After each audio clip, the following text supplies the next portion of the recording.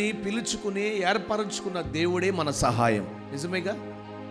కోరుకుని పిలుచుకుని ఏర్పరచుకున్న దేవుడే మనకు ఈరోజు అదే ఆయన చెప్తున్నా, ఆయనే మనకు సహాయం చేయబోతున్నాడు.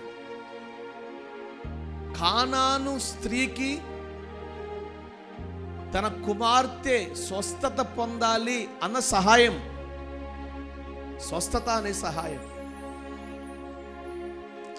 చిన్న వయసు నుండి మూగదయ్యముతో పట్టబడి నీళ్ళల్లో అగ్నిలో వేయబడుతున్న ఆ చిన్నవాడి తండ్రికి ఆ బిడ్డవాడు స్వస్థత అనే సహాయం బైబిల్లో ఈ వచనాలు రాయబడి ఉన్నాయి. కానీ ఈ రాత్రి నీకు నాకు మనందరికీ ఏ సహాయం అవసరమో నా ప్రభువుకు తెలుసు. హల్లెలూయా. ఆయనే మనకు సహాయము చేయునుగాక. సమూయేలు అందుకుని అంటాడు, అందరూ కలిసి మిస్పాకు రండి, అక్కడ బలిపీఠము కట్టి మనందరం ప్రార్థన చేద్దాం, ప్రభు మనకు సహాయం చేస్తాడు. ప్రార్థన బలిపీఠము ద్వారా మార్గము తెరవబడటమే కాదు, కానీ దేవుని సహాయం మనకు అందుతుంది.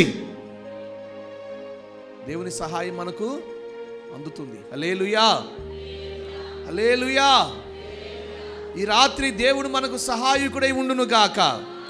మరొక నెలంతా ఆయన సహాయం మనకు అందించును గాక. ఎవరు ఏ సహాయం కొరికి రాత్రి ఇక్కడ అడుగు పెట్టారో వారికి నా దేవుడు తన సహాయం అనుగ్రహించును గాక. అది ఆర్థిక సంబంధమైనదైనా, నోటి మాట అయినా, ఆరోగ్యం స్వస్థత అయినా, ఏ కార్యము కొరకు ఆశతో సహాయం కొరకు వేచి ఉన్నారో ఆ సహాయం నా ప్రభు అందించును గాక. హల్లెలూయా. అయితే నువ్వు ప్రార్థన బలిపీఠాన్ని కట్టాలి. బలిపీఠమును ఒక కట్టి అక్కడ నువ్వు ప్రార్థన చేయాలి.